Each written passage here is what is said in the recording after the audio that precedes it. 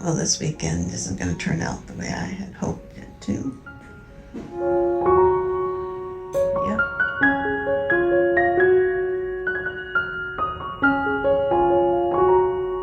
Had a lot of pain and nausea and really bad pain that just wasn't really going away. It was like a little bit different. So, what are some of the typical symptoms of a bowel obstruction? The most common first one is that sharp abdominal pain, the feeling that you can't pass gas. There'll be your stomach will feel distended or highly bloated. You'll maybe have lots of nausea and even potentially some vomiting as well too. You'll also be suffering from some constipation, or it can also have diarrhea. And ended up going to the ER, which is where I am now. And next step after a lot of tests is I have to get transferred to another hospital because I have a bowel obstruction. A bowel obstruction indicates that there's some blockage between where you digest food and where the waste from that food is excreted. And there's several different types of blockage you're presenting with the most frequent coming from scarring from previous abdominal surgery, where those scars, or they call them strictures, can band too tightly around the bowel and thus creating an obstruction. They can also happen when the bowel twists upon itself or adheres to other organs. There can also be some internal conditions within the bowels that cause the blockage, such as tumors or inflammation that then narrows that bowel. This lovely attire is the first step in trying to help relieve some of the stress on my bowel, and we'll see where the next steps are. But I've now been here for 10 hours, 6 hours waiting for my transport to the hospital. I'll keep you posted. Treatment for bowel obstruction most likely will take place in the hospital, and there's going to be some non-surgical approaches that they're going to try first. First of all, you have IV fluids just to keep you hydrated. At the same time, you've seen in some of the video with me, or if you'll see it coming up, you'll have a tube that's placed in, going from your nose all the way into your stomach. It's called an NG tube, and the purpose of that is to make sure that all the fluids in your stomach are taken out, and also any air is taken out. That gives you the opportunity to be able to have your bowels rest. During that time, of course, you're not going to be able to eat or drink and everything. It's really to give that chance for your bowels to just kind of relax and hopefully just kind of work through that obstruction on its own. You'll also most likely, one of the options that will follow through after this is talking about changes in your diet if needed. So, for example, for myself, for the type of blockage that I have, I now had to go on a low residue diet, which means that it can't be anything very high in fiber that's taxing on the bowels, at least until I get some more tests done. In several instances, you will have to move forward with surgery. It can be done laparoscopically, or if it becomes much more intense, it would be an open surgery. Now, for example, in my case, I had a laparoscopic surgery, but it was also exploratory, more to be able to see to make sure that there wasn't anything that they'd missed along the way. And I did launch a video today, the first in this long series talking about effective and efficient teams. So go ahead and check it out if you want.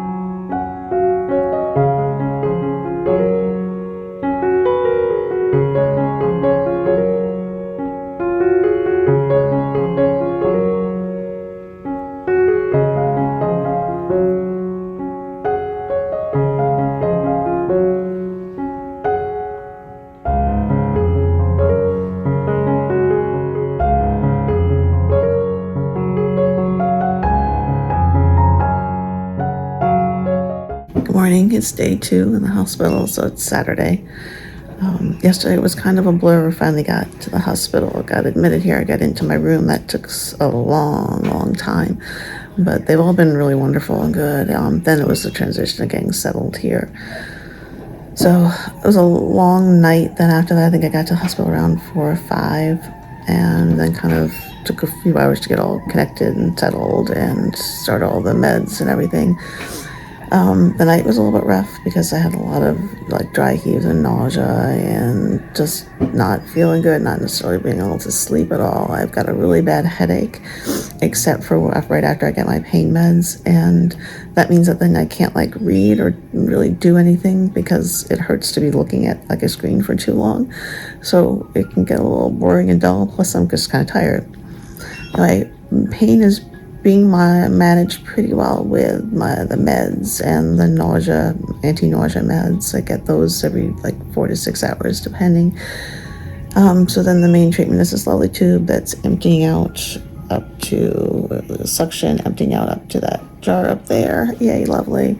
I can't eat or drink. The only thing I'm getting right now is the liquid through my IV, and I'll be like that NPO for until we see if this is resolved or not. So I'm not necessarily hungry, but I am very thirsty. I'm using a lot of like lip balm because I just feel really dry. They bring me some swabs to at least be able to keep my mouth moist.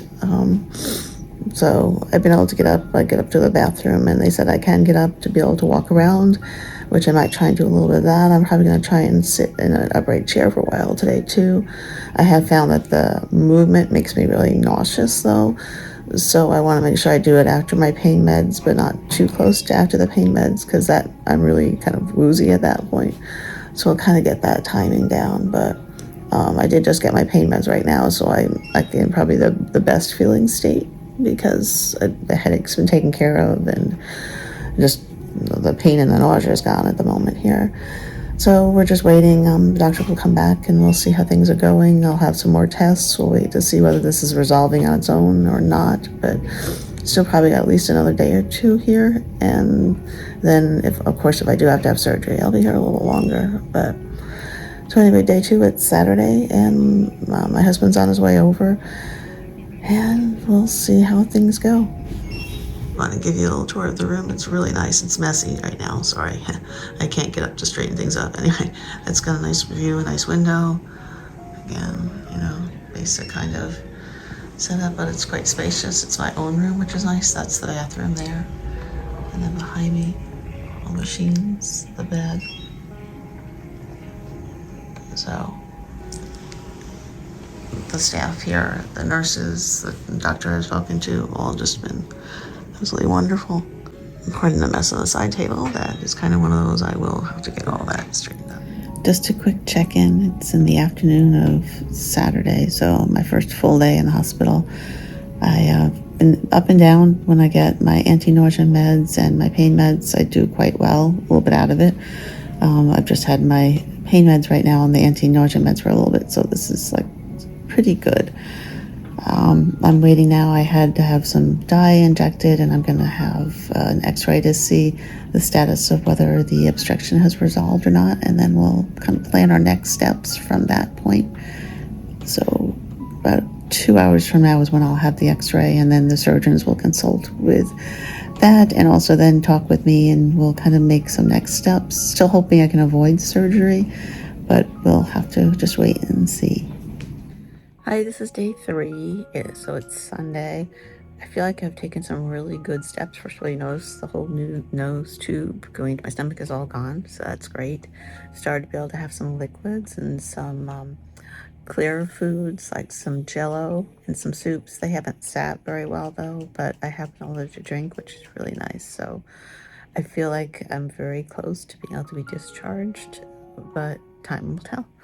So I feel like I'm the best I've been so far too. So. This is an update from day 3. I'm about to go for another CT scan. I have to drink 2 of these, which is really nasty and chalky. And they're going to see if they can see any more about where the blockage is. So first of all, I want to talk about my husband, who has been here the whole time with me, driving back and forth sometimes 2 times during the day, hanging out, watching endless HD TV, watching me be grumpy, watching me cry a lot, and just being there the whole time. I love him so very much. So anyway, the next days all blended together so much. Every day I kept thinking I was being released, and I wasn't. More tests, never-ending blood work. I felt like a pincushion with baby steps forward, for sure. I mean, removing the NG tube and allowing me to eat, even with liquid diet, was one of my favorite milestones. Once I got up and was able to move with less nausea, I walked the halls, the floor a lot, several laps at a time during the day and across the night, especially when I couldn't sleep, which was most nights. Constant visits from the surgical team, from the GI doctors and his PA associates, the nurses, nurse techs, assessing vitals, lots of blood work. I kept chasing after those indicators I could be discharged. I'd have a bowel movement, pass gas, and no nausea or abdominal pain, which just kept being so elusive in so many ways. The last CT scan did show that the obstruction had been resolved, but I was still having those pains and hadn't met all those milestones. Um, I kept thinking it was going to be sent home. So finally, the surgeon and I decided to go ahead with a diagnostic laparoscopic surgery to look to see what other signs there were that be causing the other pain. From that, all looked good during the surgery. So I was given the green light 1 full week after entering the hospital to go home as long as I followed up with my GI. And I was so thrilled to go home. And here I am, my nursemaid's taking care of me. Here's my cat Malibu and Bailey and Malibu again, taking care of me as I relax at home. It felt so good to be here. And here I am now, out walking, trying to get my first steps again underneath me. All Yay, well. I'm back out walking slowly but surely. Yay.